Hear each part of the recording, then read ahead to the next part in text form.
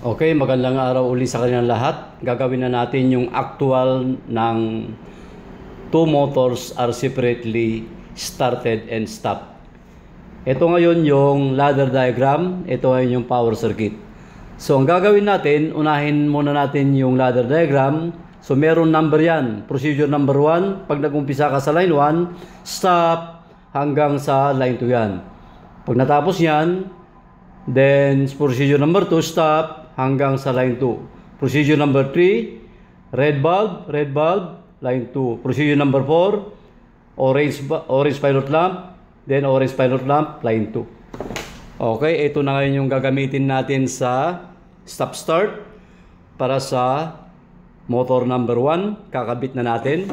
Ito ngayon yung line 1. Then nakakabit ngayon ako sa start. Normally close yung stop, normally open sa start. So ito ngayon yung dalawang terminal na papunta sa maintaining contact. Ito yung maintaining contact natin, ito yung papuntang coil. So line 1, then nakakabit yung stop dito sa start. Normally open contact. Ito yung dalawang terminal para sa maintaining contact, ito yung coil. So ilalagay ko muna yung stop sa line 1. Ito yung line 1 natin sa power circuit. Line 1, kabit na natin. Ayun, kabit ko na. Line 1. Then, papunta ako sa start. So, nakikabit na yung start. Ito na yung start. Maintaining contact. Ito, yung maintaining contact natin ay normally open contact. Yun, nasa baba. Yung palaging nasa baba ng normal close contact ng magnetic conductor. Auxiliary contact ang tawag dito. Auxiliary contact. Okay, pag naikabit mo na sa taas, ayun, pangalawa, yung tapat niya rin. Tapat. Ito ay normally open contact. Ayun, naikabit ko na yung line 1, start, maintaining contact. Then natitira, papunta sa A1. Ito, papunta sa A1 ng magnetic conductor. Ito yung A1. A1 nasa left side. Nasa kaliwa. Yung A1 natin. Then sa A1, ilalagay ko na rin yung green pilot lamp. Ito na ngayon yung green pilot lamp. Yun o. Isabay ko na. Ayun. So nakalagay sa A1. A1 coil. Then papunta sa A2. O sa A2, kasama na yung pilot lamp green, papunta sa overload relay, normal cross contact. Ito na ngayon, ha?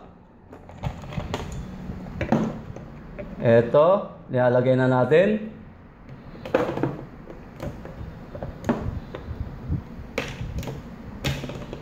Coil to coil yung green. Then A2, papunta sa overload relay, normally close contact. Ito yung overload relay nito, no? Normally close. Iba naman yung overload relay nito, nasa taas parehas. Ito yung close. Ito yung close. Ayun. Ito ngayon yung open. Ito yung close. Kikita nyo? Yan. Ito yung close overload. Ito yung open. So ibig sabihin, iba yung nagamit natin nung una. Ito yung normally close, normally open, normally close, normally open. So papunta na ako sa overload relay. Yung galing sa A2, papunta sa overload relay, normally close contact. Ito. Ayun, overload relay. Then next, naikabit ko na ito. Papunta na nga sa line 2. Okay, ito na yung papunta sa line 2, overload relay. Then, maglagay tayo ng wire. Papunta ngayon sa line 2. Okay, so ito na yung line 1, ito ngayon yung line 2. Ikabit ko na ngayon. Okay, naikabit ko na. So, i-check natin. Check natin sa magitan ng ohmmeter. Kailangan ay may reading, na? Kailangan ay may reading. So once na tinester ko yung line 1, line 2, ayun, line 1, line 2, then start, May reading yan. Ayun, may reading siya, na? May reading siya, na? Line 1, line 2, then start, may reading. Ibig sabihin, okay yung connection natin. Next, stop-start ulit sa contactor 2. So, ito yung stop-start natin. Ito. So, ito yung papuntang line 1. Then, nakikabit yung stop sa start. Nakakabit na, oh. Normally close sa stop, normally open sa start. Yung dalawang wire, ito, at saka ito yung maintaining contact or auxiliary contact. Yung isang natitira, papunta sa A1. Ayun, A1. Na? Maintaining contact. Then, A1. So, ilagay ko na ngayon sa line 1, sa magnetic contactor 1. Ito ngayon, ha? Line 1, magnetic contactor 1. Ayun. Ito, kinakabit ko na ta. Na? Line 1. Then, start. Ito yung start natin. Then, yung isang linya, maintaining contact. Ayun, sa baba. Sa baba ng normally close contact. Ayun, naikabit ko na yan. Punta ako sa kabila, dito. Yung natitira. Ayun, na? Dito na ako. Ayun, normally open contact. Yung natitira isang wire, papunta sa A1 ng contactor 2. Ito, nandito yung A1. Ayun, oh. Dito na ako. Ito, kakabit ko. Kakabit ko rito sa A1. So, since na meron siyang green pilot lamp, sabay ko na. Sabay ko na yung green pilot lamp. At saka, yung coil na galing sa start push button switch. Ayun, naikabit ko na rito. Then, yung A2, papuntahin sa overload normal close, then line 2. Then, ito ngayon yung kakabit ko. Ito, isabay ko na rin yung papunta sa overload, A2, pati na rin yung pilot lamp green. Ayun. Ayun, naikabit ko na rito. Then, papunta na ako ngayon sa overload. Ayun, dito. Normally, close contact. Andito ngayon. Normally, close contact.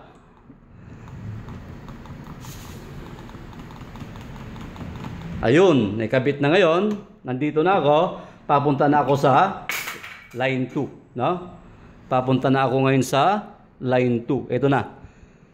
So, dito na ako magkakabit. Dito, papunta ngayon sa line 2. Magnetic contactor 2. Itong kinakabit ko. Ayun.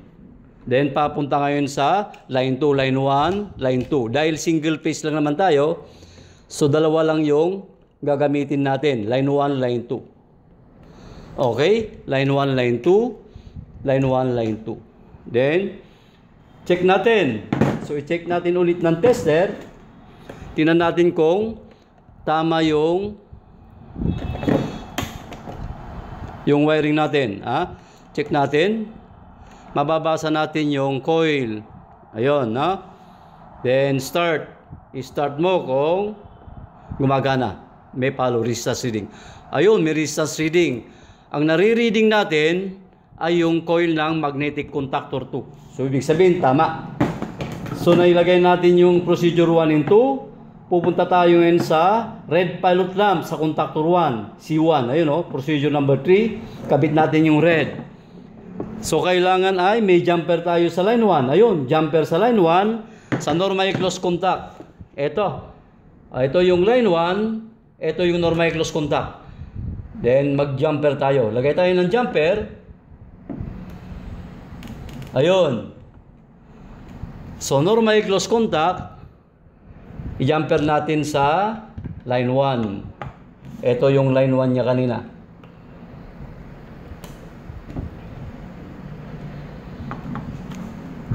Okay, may jumper na ako. Dito na ako ngayon red pilot lamp. Okay, ito ngayon yung red pilot lamp ko. So, ilagay ko dito yung isang terminal. Dito. Normally close contact.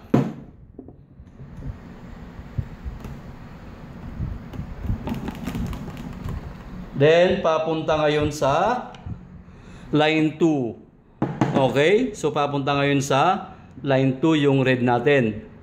Ito, line 2 na rito. Normally close, papunta na sa line 2. Pwede na rito. Sa overload relay, normally close contact. Ayun. No? Kabit natin yung red din ng magnetic contactor 2 para sa motor 2. Normally close contact ng C2. Ito yung C1, ito yung C2. Ito, normally close contact ito. Now, ilagay natin yung red pilot lamp. So, ano ilalagay muna natin? Jumper. Jumper sa line 1. Kailangan ma-jumperan natin yung normally close contact. Ma-jumperan natin yung normally close contact para magkaroon ng supply sa normally close contact. Ayun, may jumper na ako rito. No? May jumper. Line 1. Then, ilagay ko dito sa normally close contact. Ayun. Okay, may jumper na ako. Then next, nandito na ako. Dito na ako sa baba. Ilagay ko ngayon yung red pilot lamp. Ito na. Sa tapat niya mismo. Yun, normally close contact. Then next, saan papunta? Overload relay o normally close contact. Saan yung normally close contact? Pwede na rito normally close contact, na? Yun.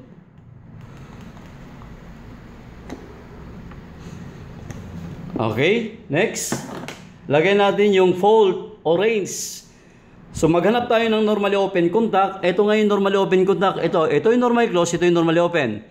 Ito yung normally close, normally open. So yung normally open contact ng orange para sa motor 1 o magnetic contactor 1. So i-jumper natin sa line 1.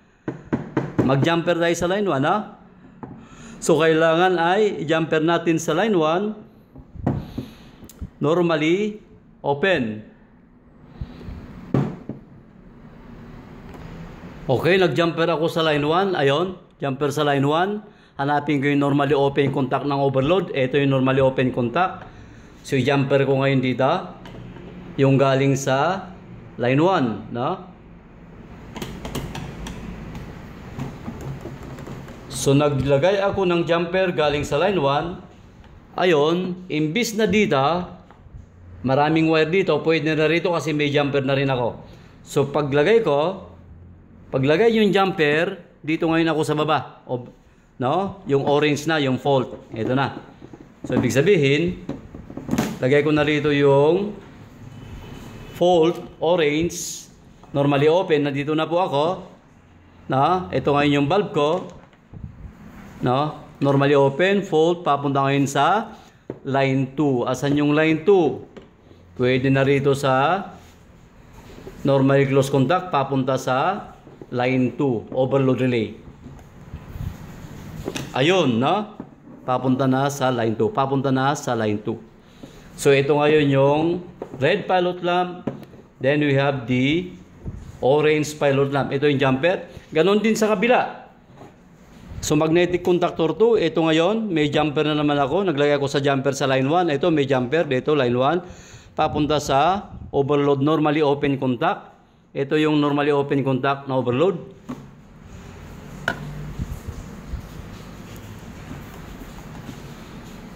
Ayun, lalagay na natin.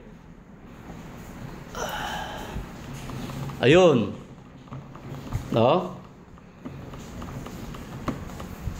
Naikabit ko na rito.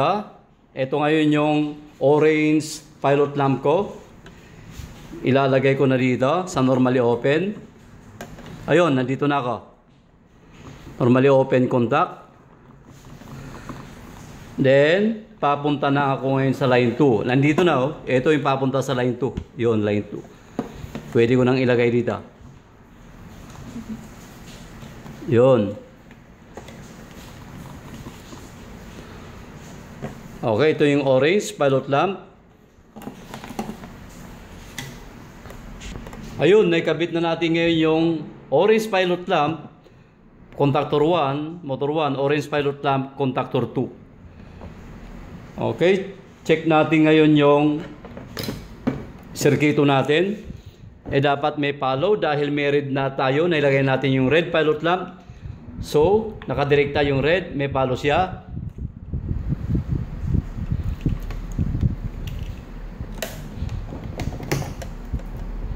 Ayun, nagluloko yung tester natin. Ayun, may pumalo, no? May resistance reading na dahil yung pula. Ganito rin sa kabila, kailangan may resistance reading. Ayun, may resistance reading. Ibig sabihin, nakakabit na yung red natin. So, ito ngayon ang gagamitin kong motor. Halimbawa lang, itong bulb, ilalagay natin sa power circuit. Ito, line 1, terminal 1. Nandito yung terminal 1 sa ilalim. Ito, sa ilalim niya, basta yung katapat niya. Terminal 1. Ayun, na? Terminal 1, line 1. Then, line 2, we have terminal 2. Ayun, okay na. Ito na ngayon yung pinaka motor natin. Ganun din sa kabila. Ito yung gagamitin natin. Line 1, terminal 1. Sa ilalim din nito. No? Line 1, terminal 1.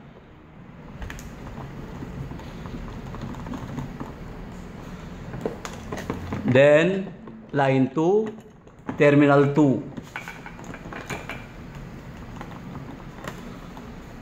Okay, kompleto na tayo. Ito yung pinaka motor 1, motor 2, stop, start, red pilot lamp, orange, stop, start, red pilot lamp, then orange. Pwede na natin i-check. Okay, ilalagay ko na yung power circuit, line 1, line 1, line 2, line 2. Power circuit para masupplyan itong pangalawang magnetic contactor. So ilagay ko rito sa line 1. Line 1. Yung power circuit natin.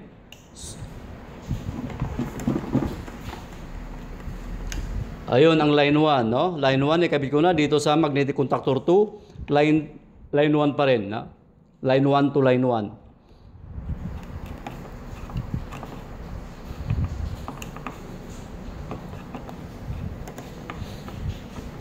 Okay. Power circuit. Then pangalawa, line 2. Ito yung pinaka-line 2 natin dito sa magnetic contactor 1. Okay.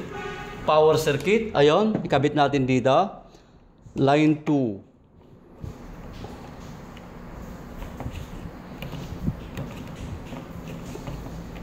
Okay, nailagay natin yung line 1, line 1, line 2, line 2 sa power circuit. Okay, nailagay na natin yung power circuit. Sinupplyan ko ngayon ng line 1, line 2. Papunta ngayon sa supply. Circuit breaker, line 1, circuit breaker, line 2, circuit breaker.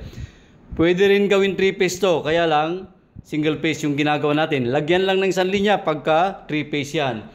Okay, makikita nyo may supply na tayo. Ibig sabihin, nakailaw yung red ng pilot lamp ng motor 1, nakailaw yung red na nagsasabing hindi pa umaandar yung mga motor. Ito yung motor 1 natin. Pilot lamp red, hindi pa umaandar yung motor nito. Pilot lamp red sa motor 2, hindi pa umaandar. Magnetic contactor 1 and 2. Pag in-start natin, mamamatay yung dalawang red, mamamatay itong isang red at iilaw yung green. At aandar yung motor natin. Start natin. Start 1. Start motor 1. Ayun. Namatay yung red, umilaw yung green pilot lamp, that is run, tumakbo na yung motor mo. So, ibig sabihin, tama yung connection natin.